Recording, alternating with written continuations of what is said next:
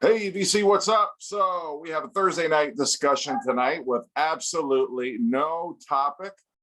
My suggestion was that we rank the songs on Van Halen 3, but I got shot down very quickly. And so we're just going to have a wide open discussion on the state of record collecting, the state of community. Unfortunately, we're not joined tonight by Aaron or Josh. Josh is unfortunately feeling under the weather. And Aaron is hopefully going to join us in another week or two. So you're stuck with the four of us, the bottom up, as it were. But, we're going to start by talking. I think we said we're going to talk about Record Store Day and what we're looking forward to, and maybe just in general, thoughts about Record Store Day. Do you love it? Do you hate it?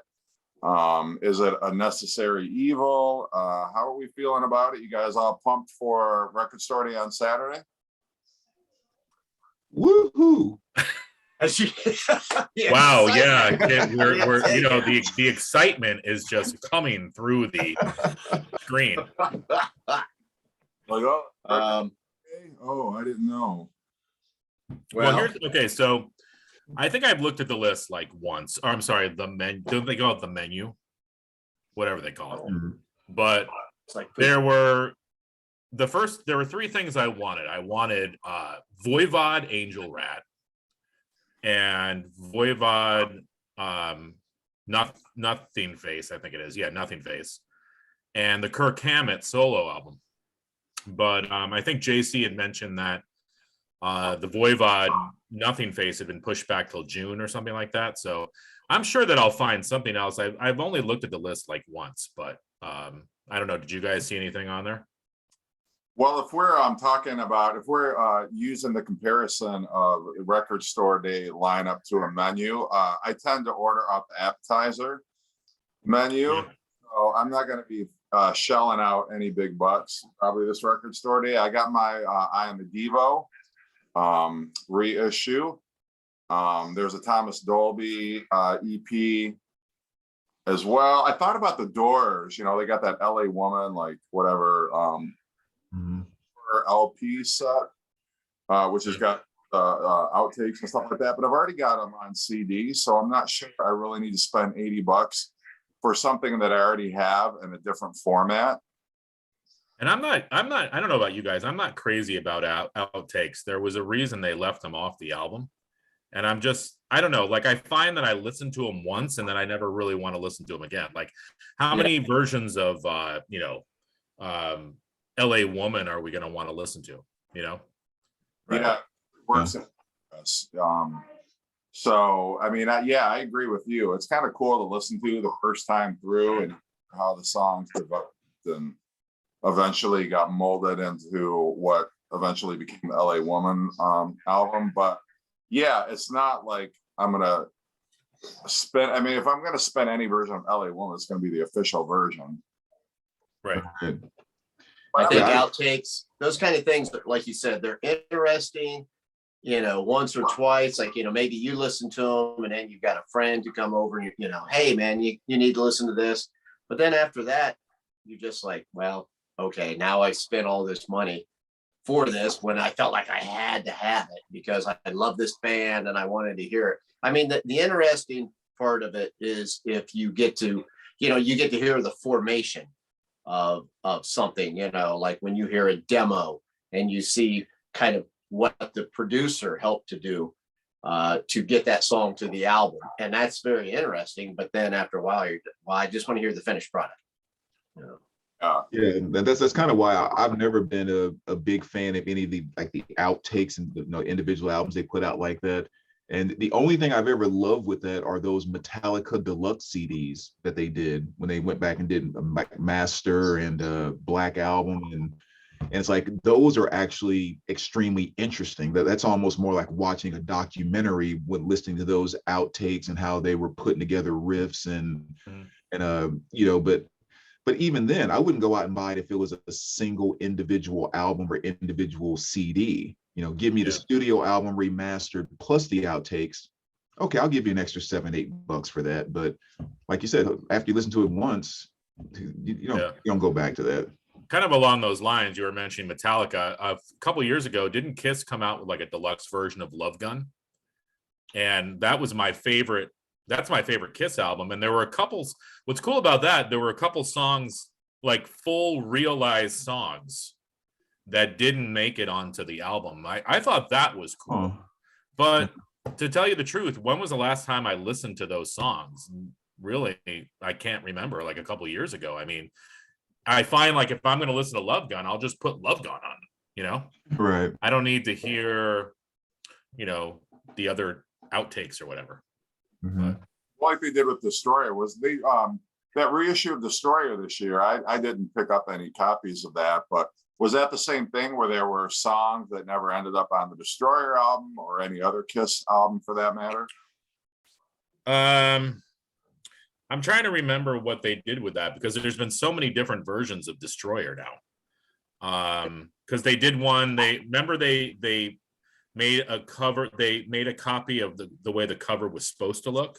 Yeah. I'm trying to think I think they might have had Ace's original solo in one of the songs that didn't appear on the album, which was pretty cool to hear Ace trying to play the solo.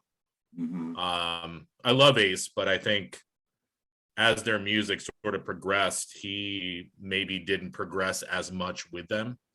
I mean, again, I love Ace, but I don't want to make this a Kiss discussion, but I don't know. Brandon, what are you looking forward to on Record Store Day? As I was kind of saying a minute ago, typically record store days are the biggest I don't care about days whatsoever. I mean, I love what it does, as far as the traffic and independent stores and the big days they have and all of that. That's absolutely great. And I wouldn't change that for the world. But I've always kind of felt like record store days are almost becoming like the very thing that they used to say they were against.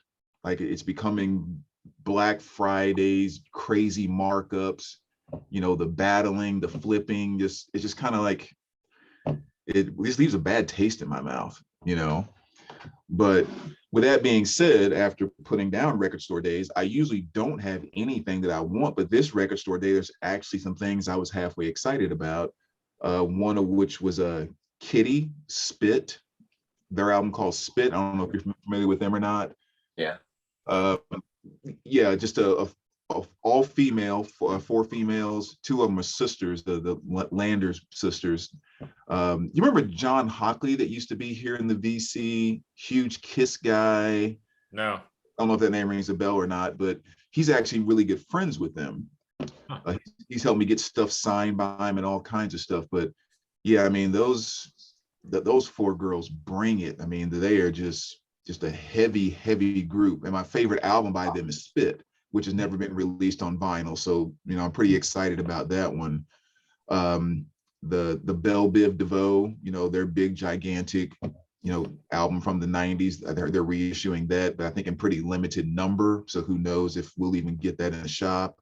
Yeah. And then I think the last one was the Ramones box set. I think that's a pretty cool piece.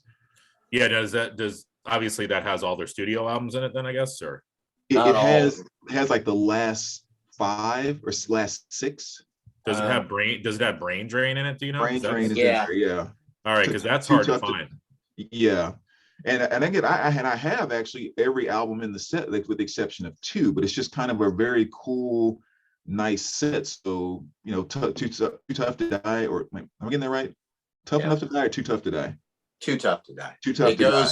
The box set goes from Subterranean Jungle up through, I think, Brain Drain. Yeah. And how much are we talking on this though?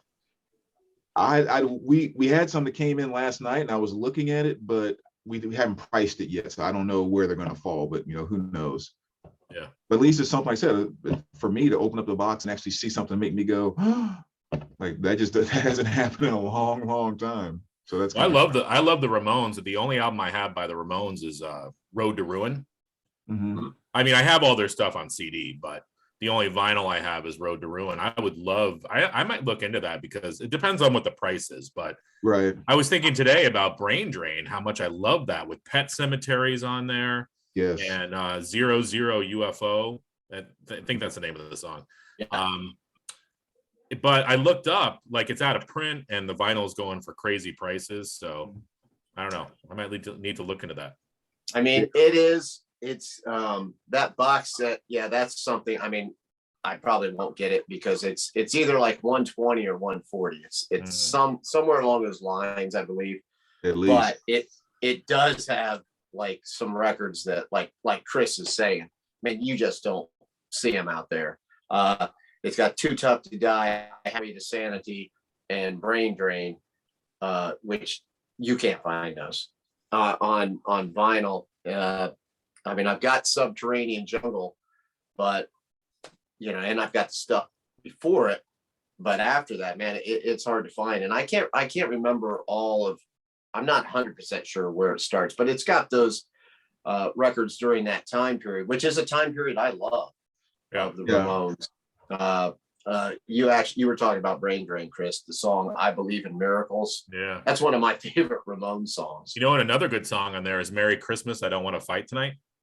Yeah, that is a good song. I was thinking, is the album Animal Boy in that sequence? Yeah. Absolutely. I'm trying to. I need to listen to the Ramones now. Yeah, it's especially those albums, because the stuff in there is just so different than the Blitzberg and all that stuff that people tend to know from their earlier stuff that really made their name. I mean, there's some stuff in there that's really kind of more poppy and more just more accessible is the way I like to put it. But those are some really good albums, and the B tracks on most of those albums are fantastic. Well, I like it too because it's better produced. I mean, the first album is a classic album. It's a little rough though. And I understand it, I get it, but I like to listen to the later albums. I mean, but then you have an album like End of the Century. Wasn't that produced by Phil Ramone? Or not Phil Ramone? Who's Spector? Phil Spector. Thank you. That album is almost too much. It is. But I think around Too Tough to Die, Animal Boy, I think that was sort of a nice meshing of the early and later stuff. Oh yeah, they did End of the Century and Pleasant Dreams, which the production was a little, like you're saying, is too glossy, and I mean, sometimes it works on some of the songs, but as far as a whole album, it doesn't. And then they came back in 1983 with Subterranean Jungle, and that's kind of where they started this metamorphosis into what they became in the 80s, where they did have, not only did they have like accessible pop sounding songs, but they also had heavier songs. Like you take a song off of Too Tough to Die, like the title track or Mama's Boy, and Joey Ramone's vocals themselves changed. He got this more rough sounding voice. He could still do that, kind of fake accent that they sang all those early Ramone stuff in, but he also, he had this mama's boy. And it's just this, a smack in the face, and the production was better. It was heavier. They actually became a little less punk and more rock, right, on those albums. And they even had like, a few guitar melodies and stuff, which they'd started doing some of that on Road to Ruin. I will say this too, and Gary, you probably know this album, but their live album, Loco Live, is killer. It's like they go from like, there's no breaks in the songs. They just go song to song to song. But it's I don't know. There's a lot of energy in that recording. I remember really liking that. Yeah, I have it on CD, but that's It's Alive 1 and 2. I mean, yeah, I have they're the same way. I remember the first time I saw the Ramones, I didn't realize how they were live. And it's just like what you said. They did like, I bet they did 7 songs before they even said anything.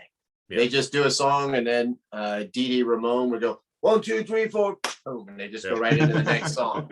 And they just did that, and I'm like, I'm looking at my friends, I'm like, are they going to say anything? Are they going to say, "Hey, Columbus, you Yeah. know, how you doing?" But no, man, they just boom, boom, boom, and it was just crazy. But back to record store day, like there were a couple times in the beginning that I waited out all night in the freaking cold on Black Friday to get, whatever record it was. And then I would go back the next day and still see it there. And I'm like, shit, I didn't have to wait out all night in the freaking cold. Like it gets cold in Poughkeepsie Black Friday. And so now what I've been doing is I just go at 11 o'clock the next day and I get whatever I get. And then whatever I don't get, you can usually find on eBay or Discogs. And I really feel like a lot of times it's not, they don't jack up the price too much. I mean, I think the longer those albums stay there, of course they do, but usually you can find them online for a pretty reasonable price. Yeah. I don't know. I'm over waiting. I'm too old to wait out all night. See, if I had known those Police albums were going to be so rare, I would have totally got the sleeping bag out, slept on the concrete, and that's one of those things. And so I got last time, I got the Dire Straits, there was a live EP, and then there was a Jimi Hendrix that I got. But, I got there early, I got there a half hour early. I stood out in a long line in the cold because it was November. And then, I walk into any record store today, you can find both those, and they're overstock. So, Yeah. I thought kind of ridiculous, a little silly. Well, I think here's the other thing too, for all of us. I think every day is record store day for the four of us. Mm-hmm. I mean, probably there's not a week that goes by that we don't go to the record store. So maybe there's not even a day that goes by, but or we try to mask it. We're like, all right, well, I went to the record store yesterday. Today I'll just go to Barnes and Noble. There's a Starbucks there. Yeah, you know what? There's also records. And I was talking to my daughter too. I'm like, oh, Rebecca, we should go to Cracker Barrel for dinner. And she's like, Dad, the only reason you want to go to Cracker Barrel is because they sell records in the gift shop. But yeah, anyway, every day is record store day. Yeah. I try not to on record store day. I'll go in. I'll either go in with a list of some things I'd like to get, or I just go in and I see what's there. And I don't get myself all jacked up. Now, I will say what Jeff's talking about. Now, I did want, the Police, and I did get one of them. I got the first live one. And unfortunately, I got that.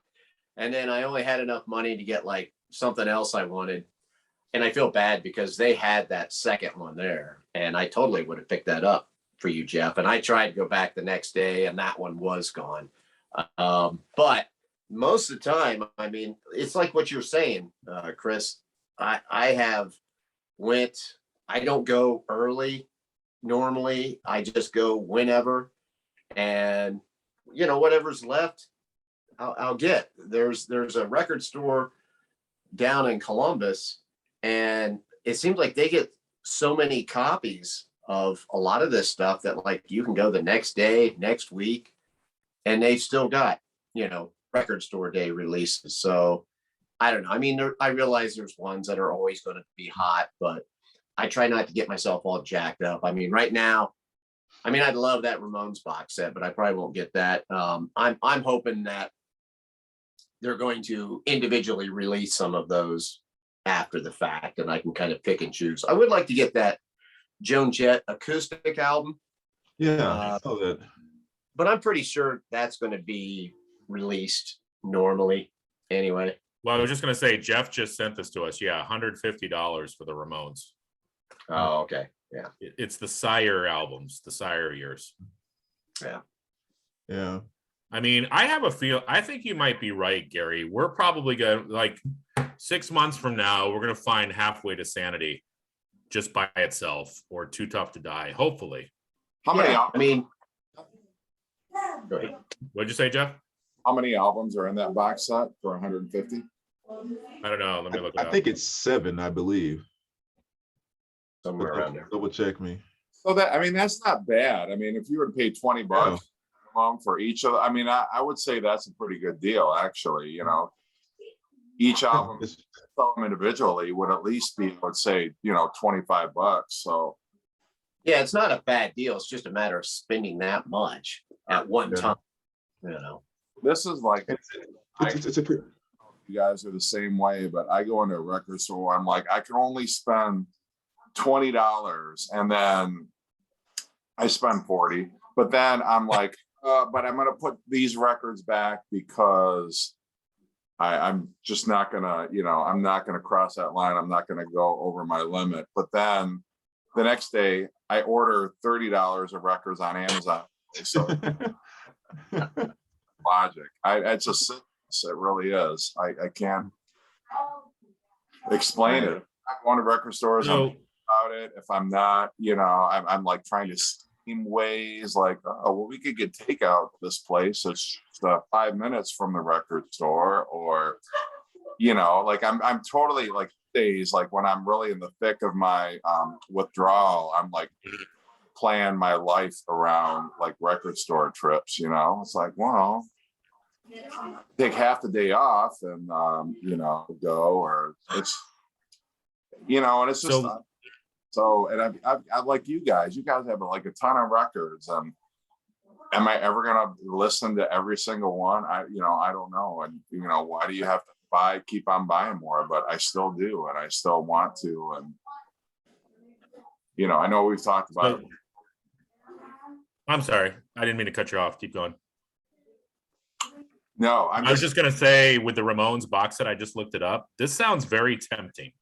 Okay, it's seven LPs. So you get Pleasant Dreams, Subterranean Jungle, Too Tough to Die, Animal Boy, Halfway to Sanity, Brain Drain, and then you get a neon pink splatter vinyl of rarities. It's a numbered slipcase with a sticker, Gary. Sticker. That, I mean, for $150, I don't know. It's reasonable. Yeah. It is. It's not like it doesn't make sense. Right. It's just, I'd have to tell my wife, hey, she goes, what, why did you get, $200 out of the checking? I'm going to buy you a present of the Ramones. She goes, how many Ramones records do you have? Right. It's that kind of logic. So I'm the same way with Gary. Like, it's really hard for me. And this is the thing, like, it's hard for me to justify like laying down $150 for one purchase, even though it's a magnificent, box set like that. But then over the course of a pay period, I'll go spend at least that much, like going from here to there and like all around, like Amazon stuff. So but yeah, I mean, I hear you, Gary. I'm like totally the same way. Like, I have to start watching more. I mean, yeah, Chris can do whatever he wants. He buys whatever he wants. He goes wherever he wants. Does anything. Anything, yeah. I do anything, yeah.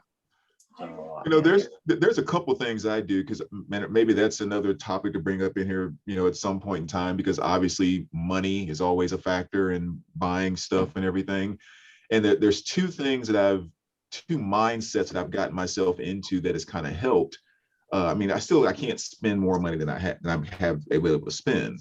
But if I go drop like $140 on the box set, oftentimes think about that is that's money on the shelf. It's not as if I'm buying something that's going to depreciate overnight, or if I ran into a financial situation where, oh my gosh, I wish I wouldn't have spent $10,000 on records over the past however many years, whatever it is. It's like, to turn that into cash is not exactly a challenge. And 9 times out of 10, it's probably 5-10 times what you paid for it in the first place. If you take care of your stuff and you're buying good stuff and all of that. So that's one kind of mindset that I've kept myself in when I'm debating about, am I spending a little too much? But the other thing too is, about maybe a month ago, I went into a store and there was a Dark Side of the Moon MoFi pressing, sitting there, and a collection we just got in, just put this out. It's like absolutely near mint across the board. And I'm thinking, I was just going to grab something to eat and thought I would pop in and see, just check out the store. I haven't been there in a while. And then all of a sudden you have this potential purchase. Well, again, the first thing that I think about in that scenario is, well, if I was at home right now and someone had this record, what would I be willing to trade them for it? And whatever it is that I'd be willing to trade, as soon as I get home, I just throw it on Discogs.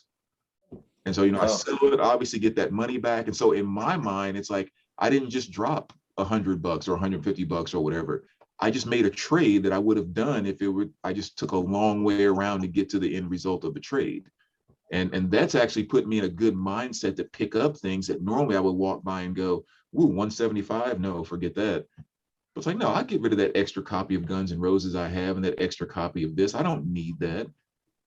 And, well, that's a way to think. I just don't know, like, if I would go on Discogs and, try to sell my near mint copy of Xanadu, the movie soundtrack, how much I would get for it.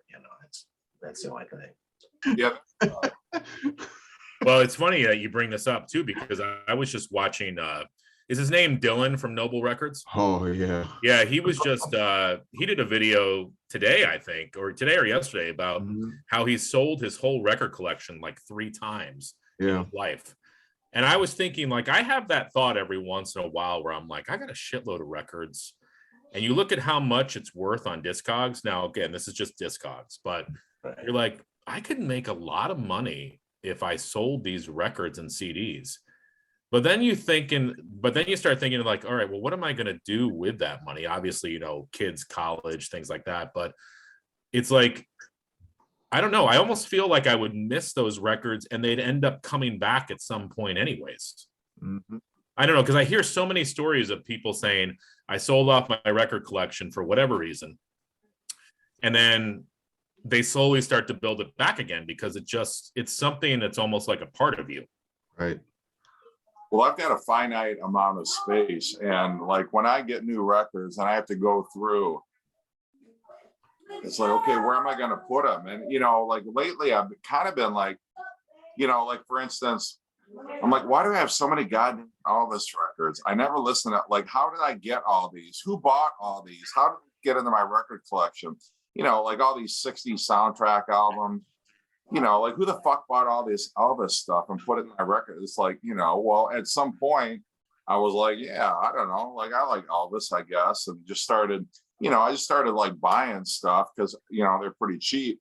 But now I'm like, look at all these shit records taking up space in my record collection, so I'm like pulling them out now.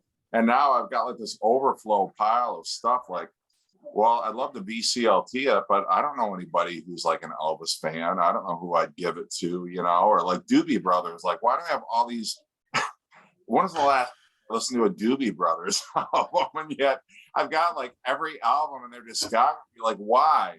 Like the hits is all I need. And yet I've got Tulu Street. I've got The Captain and Me. I've got, all this like shit. And I'm like, who bought these? And it's almost like I've split personalities because there's the me, from like 2 years ago who thought that's a great idea. What I need is, more Doobie Brothers. Like, why? I don't know if, am I the only one like that, or do you guys like go through your collection? Like, why did I buy that?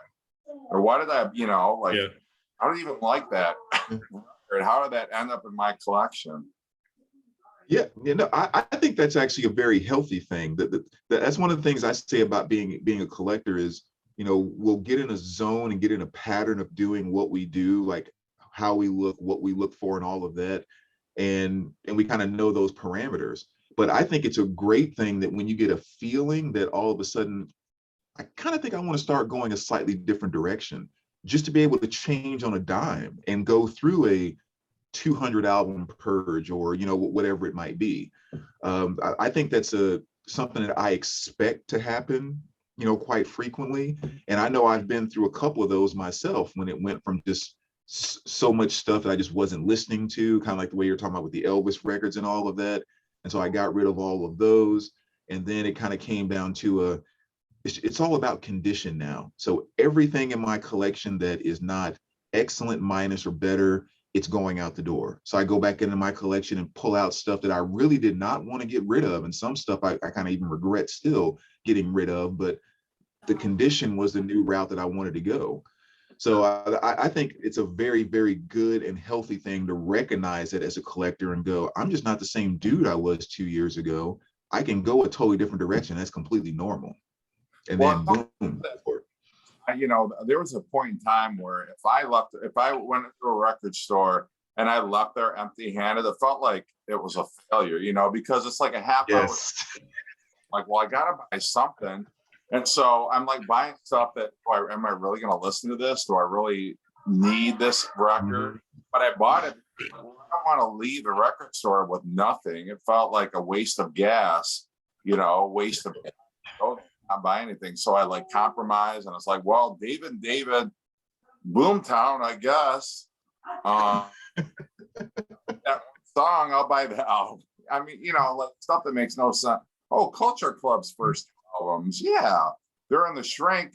Why not? You know, and now there's something, and I'm going like, were you drunk when you were record shopping? Yeah. That's just part of taking up space in your collection. Yeah, that's so fun. I used to be the exact same way. You know, I had to walk out with something. And now it's like if I don't go 3, 4, 5 times and come home empty-handed, I feel like something's wrong, because that's the norm now. That I don't find anything. Yeah. I agree with you though, Brandon, about condition. Like anybody can amass a crap load of records, but I think you've got onto something with the condition, because you want to pull that record out and be like, oh, this looks really good. There are no scuffs, no marks. The cover is really good. And then, you know, in your head, like this is going to be worth something because it's in this condition. You know what I mean? It's not like, I mean, obviously if it's an Anne Murray record, you know, probably 50 cents, but you know, if we're talking, you know, Rush or something like that. Yeah. But I don't know. I think condition is important. Yeah. Actually, we know Robert Z just had that lottery, and you know, it was about just talking about what we are as collectors and stuff like that. And with condition being such a big thing for me, I kind of thought, hey, let me go in my Excel spreadsheet and just kind of see, because I have the condition of all my albums and covers in my Excel spreadsheet, just kind of where things line up. And I thought it was very interesting that out of the right at 4,000 albums that I have, or 3,700 that I have, only, was it 329 were VG++, and the other 3,400 were excellent to near mint only. Yeah. And so I was like, well, yeah, this focus over the past few years has really, really started to kind of show itself in my collection, really kind of cleaning itself out. And every single thing that you pick out, there's just a really good feeling to have that particular copy just because of the condition that it's in. Now see, like I'm sitting here and I'm listening to this and it makes sense, but then there's also where you're at, you know, with your collecting. Like I'm not at the level that you're at. So for me, a lot of times, if I can find a particular record that I've been looking for, you know, and it's not in perfect condition, but I'm like, it looks playable to me, I'm going to take it, you know, maybe down the road, because like, you know, I'm like, you know, I'm probably like a little bit behind these guys here, you know, Jeff and Chris. So I'm still getting records sometimes to fill spots. And I realize that, you know, at sometimes I'm going to find a better copy and then I'm going to move up, you know, I'm going to get to that level. But right now I'm kind of still building my collection, although I am, you know, finding like what you're saying, Jeff. I mean, I do have records that when I was first buying records, because I just got back into records like, you know, year and a half ago or so, maybe a couple of years ago, I hadn't been buying. So, you know, a lot of times it's like, oh, this record's cheap, I'll buy it. You know, even though, you know, now I see it and I'm like, I never played, I don't know that I've ever played this record. And so I have some of those, and yeah, I will need to purge those. And I have others that, you know, I am going to get to that point, and I'm trying to get there.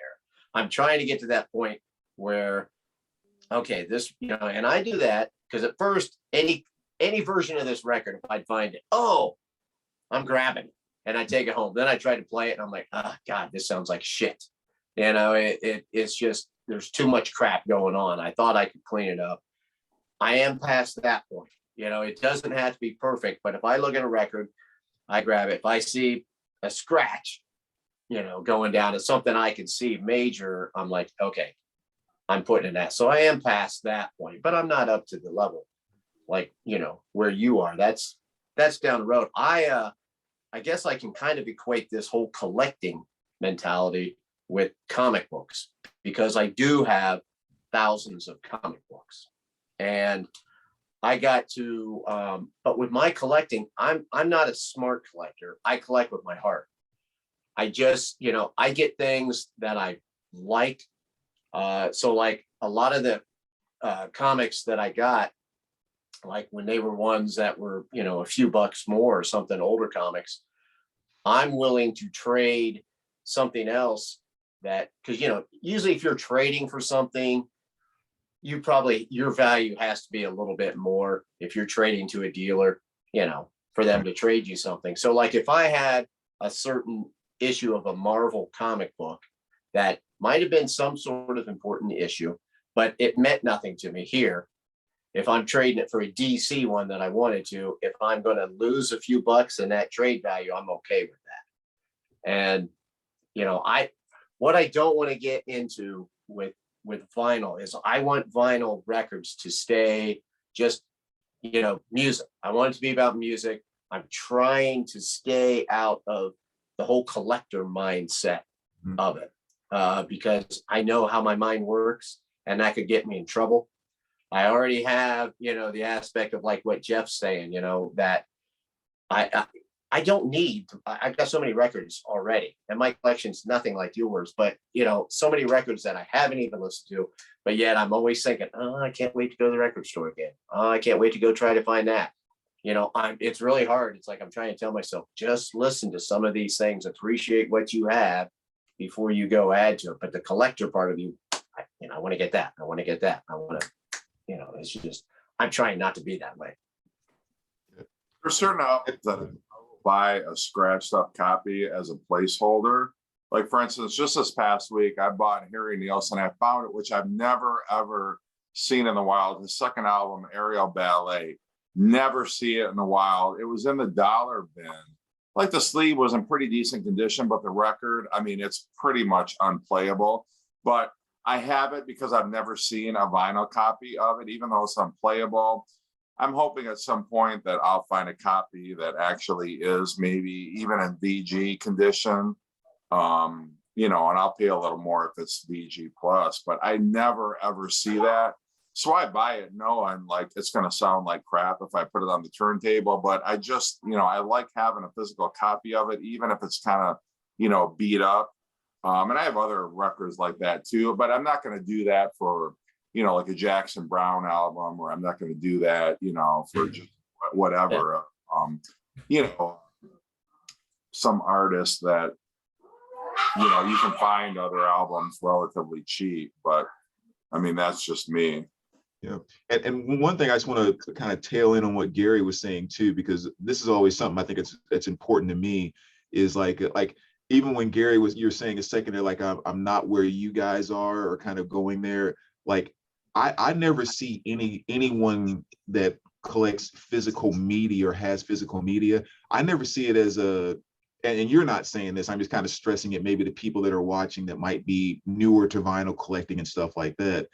Like to me, it's never a keeping up with the Joneses type of thing. So even when I talk about like for myself with condition and all that kind of stuff being my focus, like I'm the same guy that would look at someone else to where they could care less about condition and they maybe say, I'll never pay more than $5 for a record or anything like that. And to me, it's like, you're doing your thing, I'm doing my thing. And that is absolutely the joy of what it's about, collecting and listing, the physical media. And so, whichever direction a person is going or where they're at, I hate getting into this thing where you start getting like some of the elitist type of attitudes that we see where you need to be buying this, or your turntable needs to be this, or there's probably nothing that pisses me off more in the vinyl community or here on YouTube, let's just say, when people start getting into that stuff. Yeah. It's like, screw you. If that person is spending their money and they're happy and they're dwelling in the world of music, they are doing it 100% right. When they're ready to go a different direction, they'll turn. When I'm ready to go a different direction, I'll turn. But we don't have to be on the same page. And neither one of us are ahead or behind each other. It's just the joy that we get out of this is how we're engaging with the physical media. Yeah. But because we're all in the same boat here. Mm-hmm. Why do we collect? Why do we build these libraries? Like, I have close to 4,000 CDs. I mean, come on. I only have I'm saying I only have 1,200 records. That's a lot of freaking records.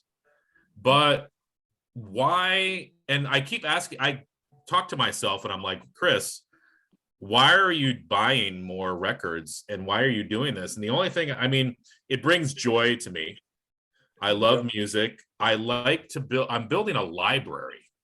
And I know Jeff has mentioned this before too. It's like the Depeche Mode record could sit on the shelf for a year, but you know it's there. So whenever you want to pull out Violator or music for the masses, it's there for you.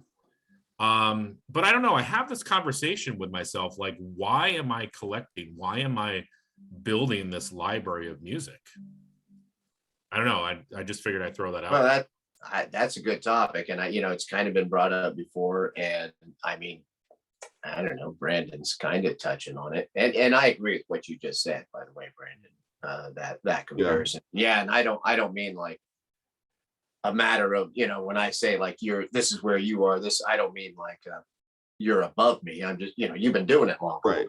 Right. You're at that point. Which reminds me, something I wanted to bring up now that you said that is your video you had where you had a couple videos showing your music room and everything you've done with it. And I made the comment there. I was talking about it, and man, this, what do you do for a living? This is, this is amazing. You could afford all that and do all this. You made everything, and really that kind of undersold what you have done, because I thought about that later, and because a lot of that stuff you've made, those cases and stuff were homemade stuff, and you have developed all of this, and over time you have built that. And it's not just a matter of you spending the money, and then you said how you work part-time in a record store. So and you never stopped really collecting. I don't think you were probably buying, when most of us weren't. So, you were getting these records that now we pay $20 for, you were getting for $1. Right. So, I mean, and I can enjoy that. Like, I don't have that feeling. Like, I can watch. And I get the whole elitist thing, because there are channels I watch and, they definitely have that attitude, and they're all about their turntable and their system. And when they go on and on about that, I'm like, but do you care about the music? But I can watch somebody like you or Melinda Murphy, who, she has a nice setup. She's got an amazing collection and everything, but you never get that feeling from her. Right. Like, she has this elitist attitude whatsoever. Right. I mean, she just obviously loves these records. She loves the sound of it. And Chris, you touching on why do we do this? That's a great question. We just have this, there's something in it. I mean, records, right? I like to hold a record up. I like to look at it. I like the way it feels. And most importantly, I like the way a record sounds. I think I like the way a record sounds more now at my age and with my hearing than I did before, because to me, records never sound as sharp or as tinny. There's a more warm feeling, because like sometimes, if I crank like a CD or something in my car, it hurts my ears. But I can turn up the volume on my stereo with my record player louder, and it doesn't seem so abrasive. So, I mean, that's a big part of it there. But this started as when I was a kid, and I know it was probably the same for you guys too. I would look through my parents' record collection, and it wasn't just records. It was something more, and it's hard to even put words on it. And then I'd be over at a neighbor's house and I'd be looking through their record collection. Then my parents would go to the mall, and every time we went to the mall, I would beeline to the record store, and I would just flip through records and cassettes and look and just imagine what it sounded like. Then I would go over to my friend's house, and let's say their brother or sister was in college, but they left their record collection there. I'd be looking through their record collection and just wondering who these bands were. And it's just always been like, I don't want to say obsession, because sometimes obsession is like a negative thing, but it's just always been more than music. It's really hard to explain. And I think we're almost trying to recreate that in our home. We're trying to recreate that record store in our home that we can shop at. I don't know. Yeah, no, that's a great point, because I was gonna say that too.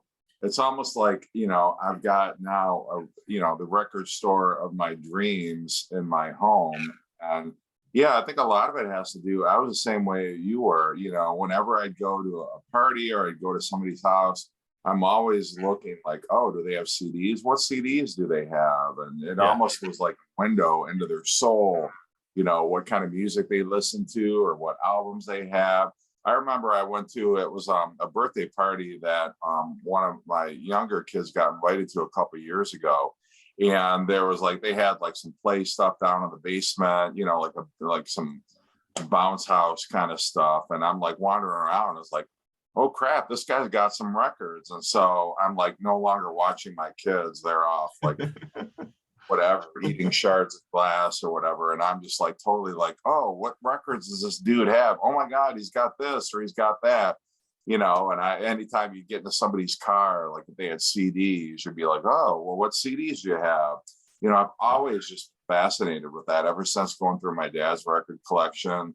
My, favorite memories growing up was going to, this record store by my house. My uncle or my dad used to take me, and it was like, okay, you can buy one record. And then it was like, oh my gosh, how do I even pick? And that was such a decision to make, one record, I can only afford one record.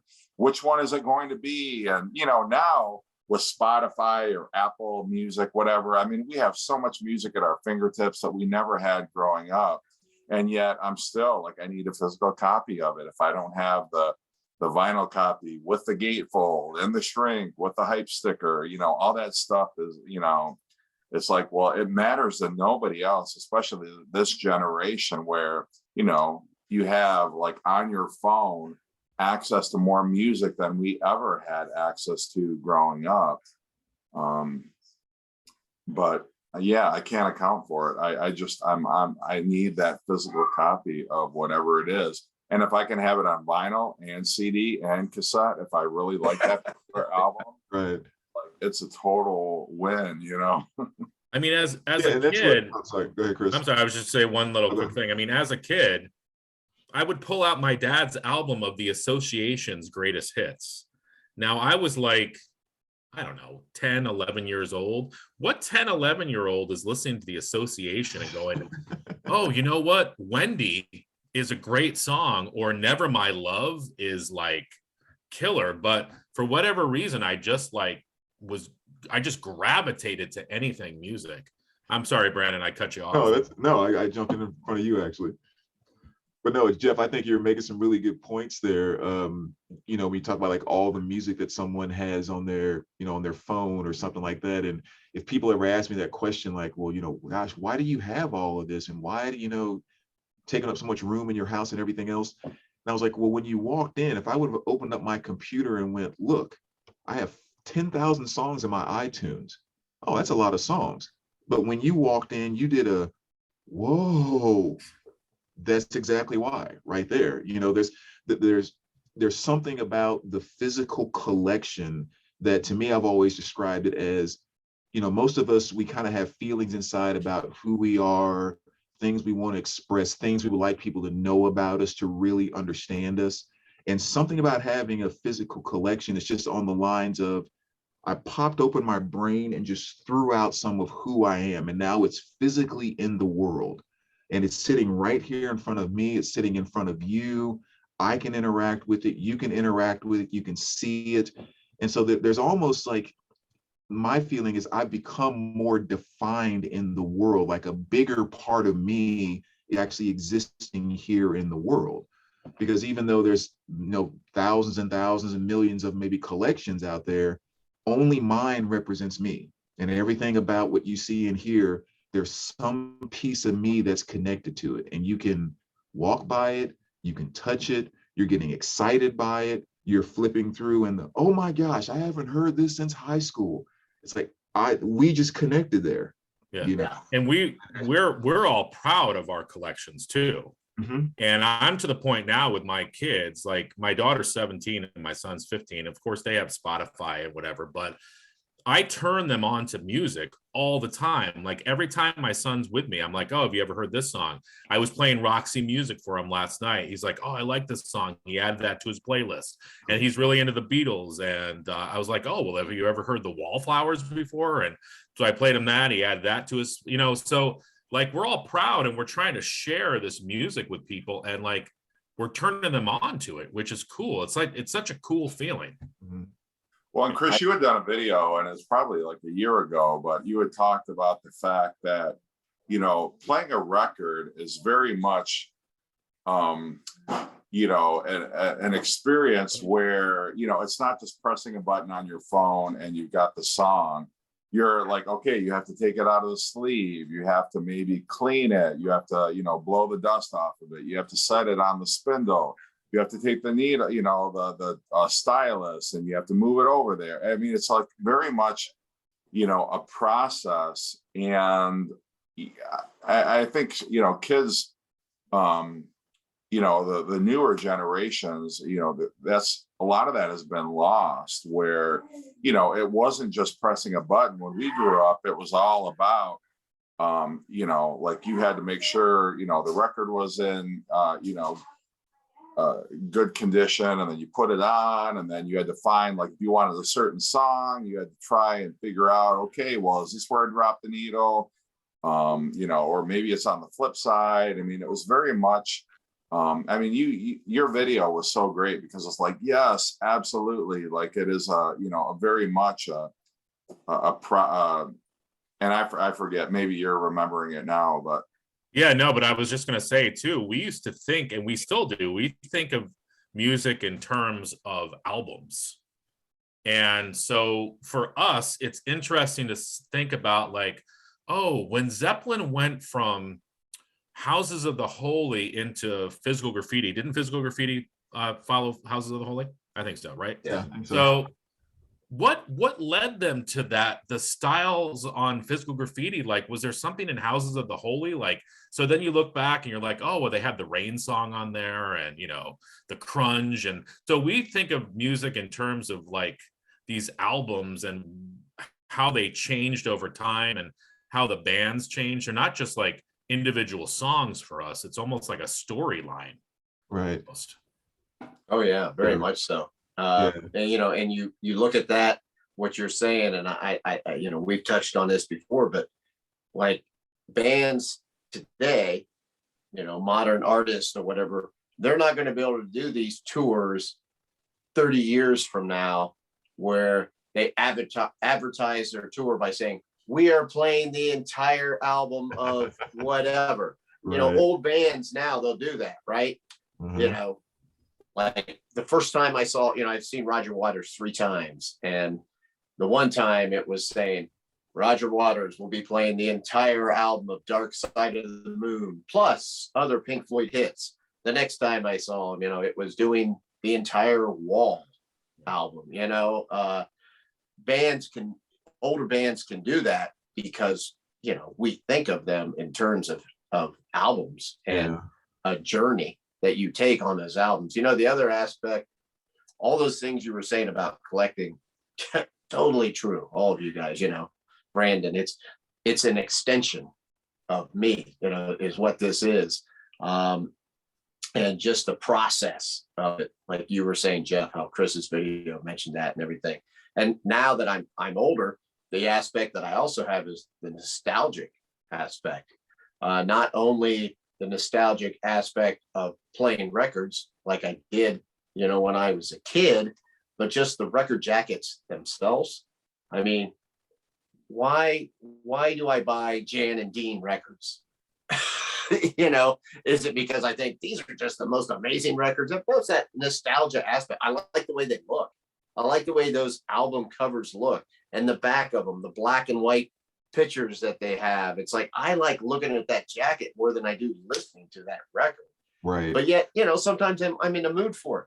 I want to hear, these kind of goofy old style songs that represent a certain era.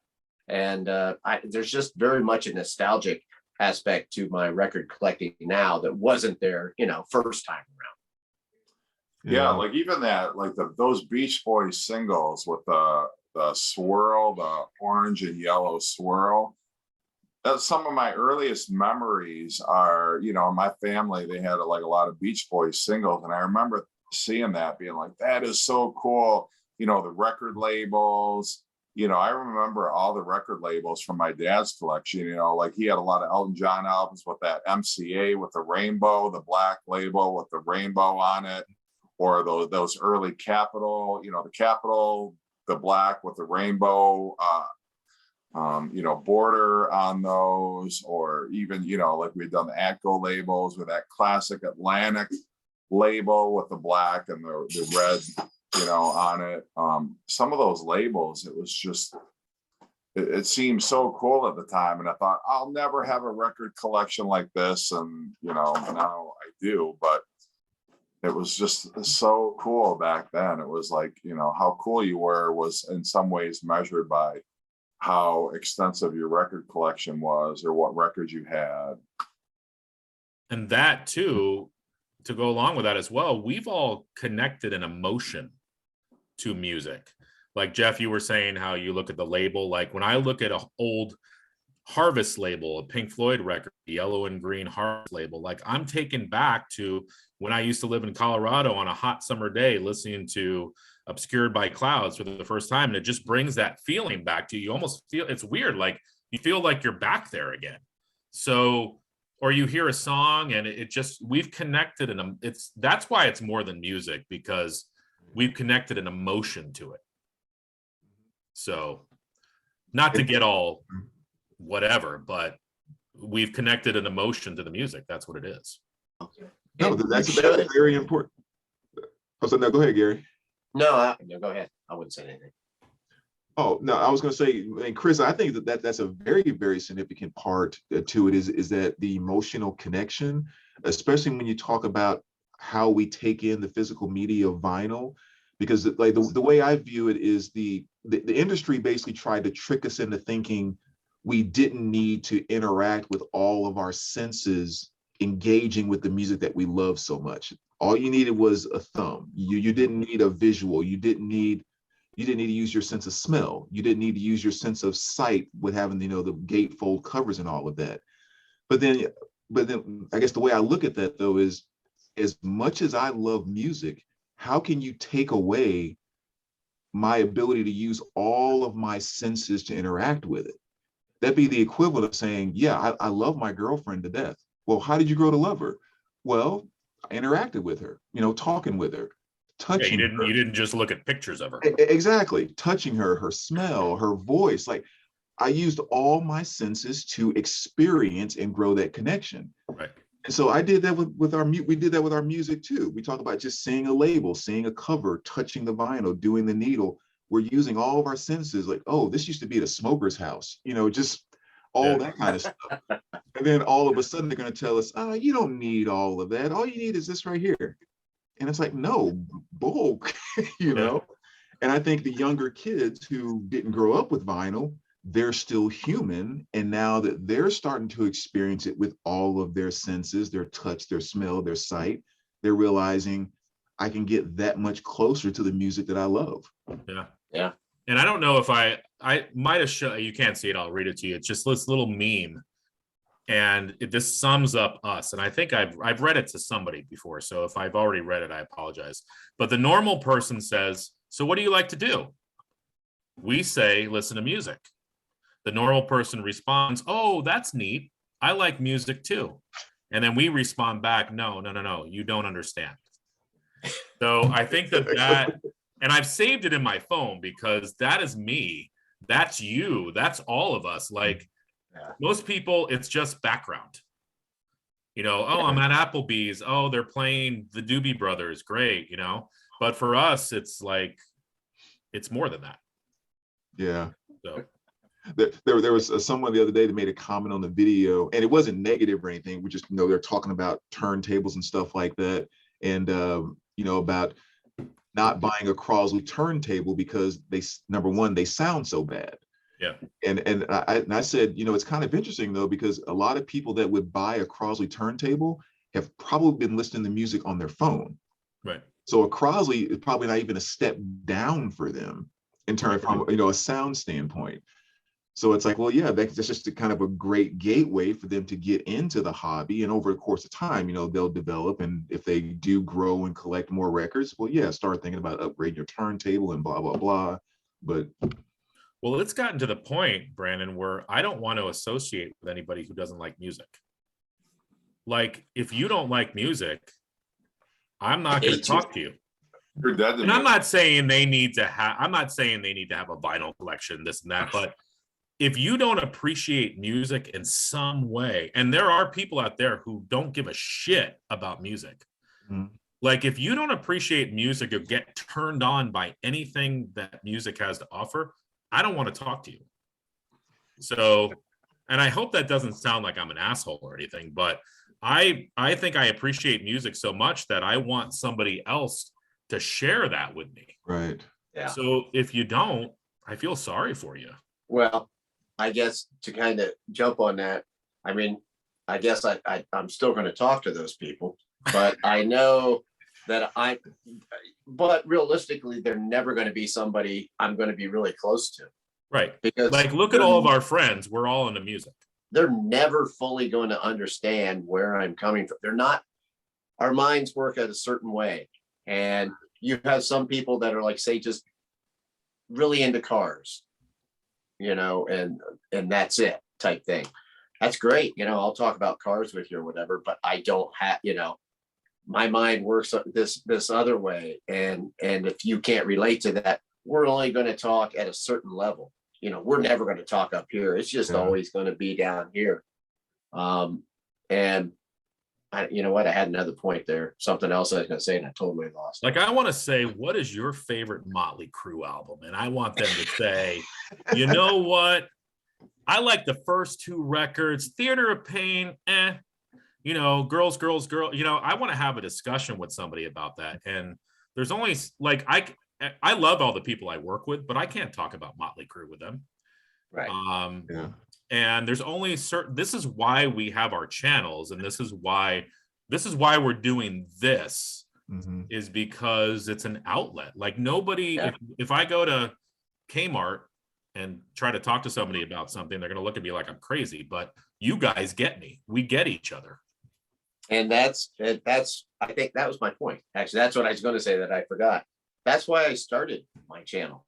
I started it when the whole pandemic thing was going on and starting. And my whole thing was, when I was younger, like, when I was in high school, my best friend and I, man, we talked about music all the time. That was our thing, and, I don't see those people anymore. I mean, they're wherever, or they don't live around here type thing. I've got some other friends, but nobody that really knows music like me. And so, I started, I came across a couple channels, and, one music channel, and then I think Patrick, the Vinyl Archivist, and Melinda Murphy were the first things I saw where I'm like, oh wow, these people are just specifically talking about records, and I'm like, wow, that's really cool. I'd like to get back into record, because I think I just bought this like really crappy record player. I didn't buy it. I got it for free. And so like I dug out some of the old records that I still had left. And I'm like, wow, this is fun, doing this and playing it. And I saw those and I thought, I don't know, somewhere around there, I started buying some more records. And I thought, I saw a couple channels and I'm like, well, I know more about music than this particular person. So I thought I'm going to start a channel just so I can talk about music, and maybe somebody will comment back who knows about music, and then that's how I eventually met you guys. Well, the other thing too is we all challenge each other too. It's like, I made a channel like, yeah, I know a lot about music. I'm gonna, and then you meet other people. You're like, oh crap, I thought I knew a lot about music. Exactly. And then Jeff Witcher will mention, oh, have you ever heard Emmett Rhodes before? I'm like, who the hell is Emmett Rhodes? Yeah. And then I listened to him. I'm like, holy shit, where have you been all my life? And Jeff just said, listen to Emmett Rhodes. And I'm like, wow. Like, so we challenge each other to check things out. Definitely. It's funny you talk about, I don't associate with anybody who, I can't communicate with music about, but it's funny because, years ago, before there was like, the streaming services, which are now the rage, I had friends who would like, oh, I just sold my entire CD collection and I just burned everything to I loaded everything. However, I forget what the term was, but, everything's now on my computer. I just took and I burned everything. And now they're all MP3 files on my computer. I got rid of all my CDs. And it was like learning somebody was a pedophile, It's like, oh my God, like you did what? You did what? I don't want to know you anymore. I thought I knew you, and now you told me you just sold your CD collection? Like, get away from me. I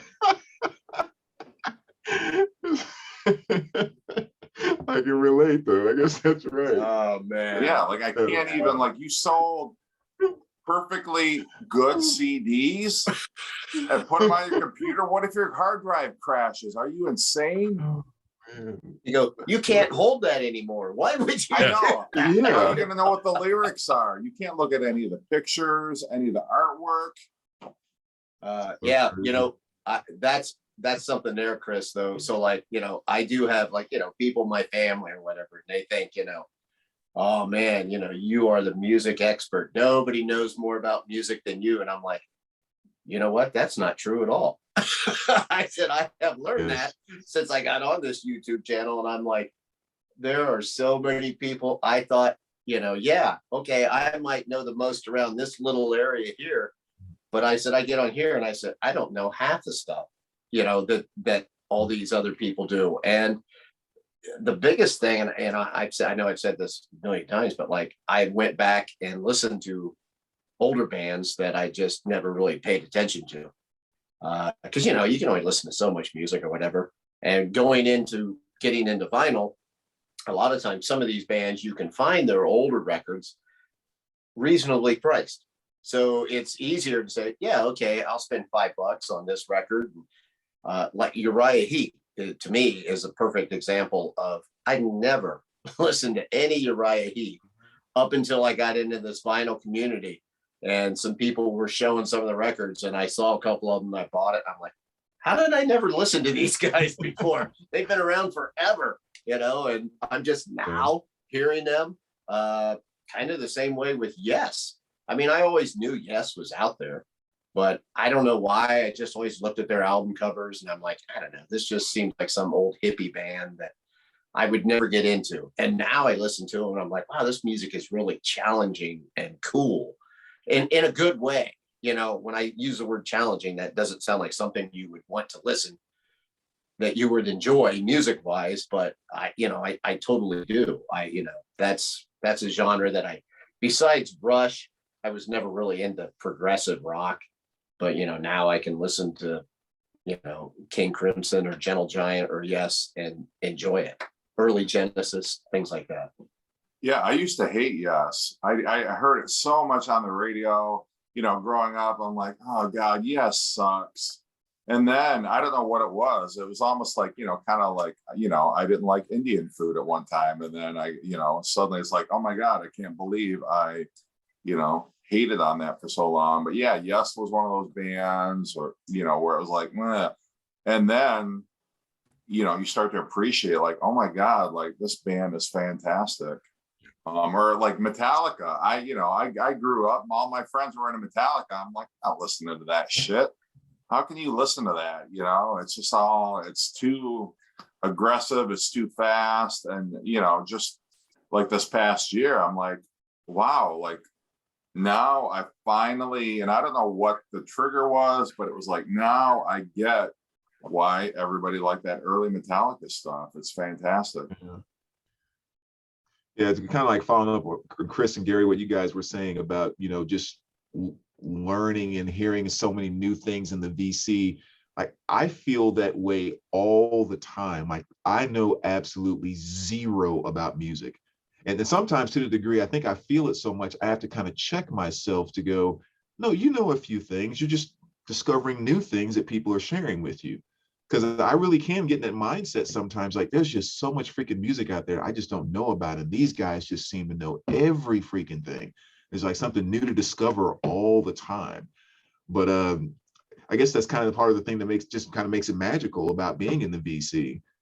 And then when I do show something and like Aaron goes, I've never heard of this before, I'm like, I deserve a Purple Heart for that. Yeah. I just showed something that Aaron doesn't know. Like, where's my Medal of Honor? What the hell? Well, I was surprised today, Brandon, when I did my soundtrack, because talk about a collection. Your collection is freaking amazing, like Japanese pressings, everything. And so I showed my soundtracks today, and your comment to me was something along the lines of, wow, I've never seen some of those soundtracks that you showed today. So I was like, wow, that's because I'm looking at you as somebody who knows a lot about music, and your collection is amazing, but still I was able to show a couple things that you had never seen before. So that's why I think it's kind of cool. Yeah. And I think that's the piece that shows kind of just between that interaction with us right there of just how much we love music. Yeah. Because it's not about ourselves, it's about the music. And of course, it's endless with the amount of new stuff we can discover out there. Yeah. Yeah. Like Roberts on my turntable today was talking about the band Focus. And I've never listened to Focus before, but the way he was talking about them, I was like, I need to listen to Focus. Because he's like, they're like a prog band. And, I'm thinking, oh, this is really cool. And he was showing the box set. I'm like, oh God, do I need to get this box set now? But this is what I'm turned on to new music every single day. Yeah. That's a good and bad thing. Yeah. Also, because I swear on all of your guys' channels and other ones I watch, I don't know how many times somebody will talk about something. I'm like, oh man, I really need to check that out. Yeah. But then another thing pops in and another one, and you're like, wait a minute, I'm still listening to this. It's like, there's just not enough time. There's not enough time in the day. I need to retire right now, somehow retire early so I can catch up on all of this music I missed. And even, getting back into vinyl, sometimes you pick up on things that you maybe had when you were young and just kind of lost touch with. Like, you guys know that I've been like showing some records by War.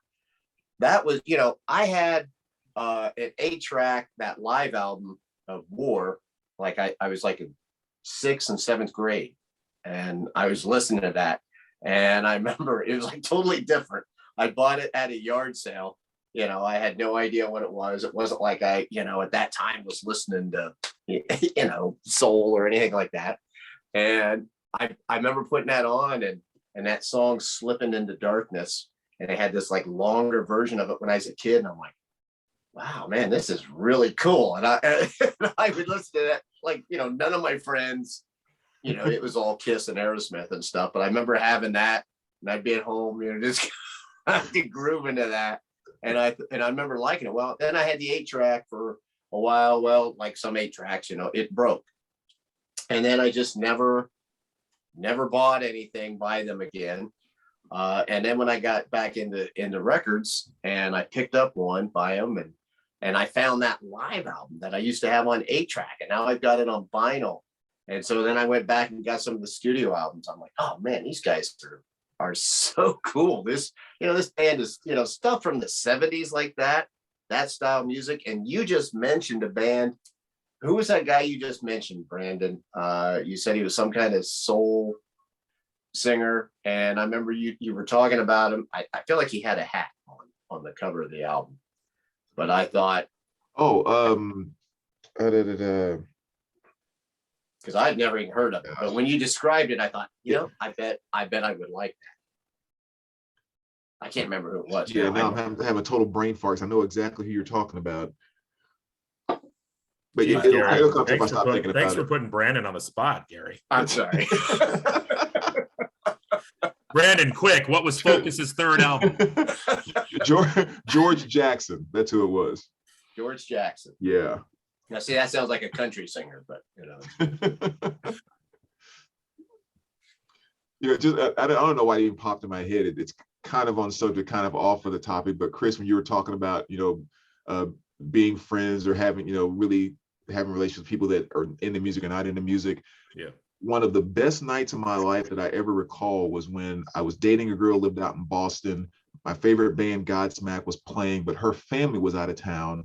So they said, hey, you can come stay at our house, go to the concert, all that good stuff. It's like, okay, great. So I fly out to Boston and I go to the concert, and there's this guy sitting one seat in front of me who's kind of like a total stoner, right? Yeah. And we chat a little bit in between when bands are breaking down. He tells me how he comes into the city and all these artists he's seen. He just saw Alice Cooper and on and on and on. Concert goes on and ends, and we all just burst out into the street, and we just happen to run into each other outside. And so I said, hey, I can give you a ride home. I know you said you live a ways and there's a train and all of that, so it's no big deal.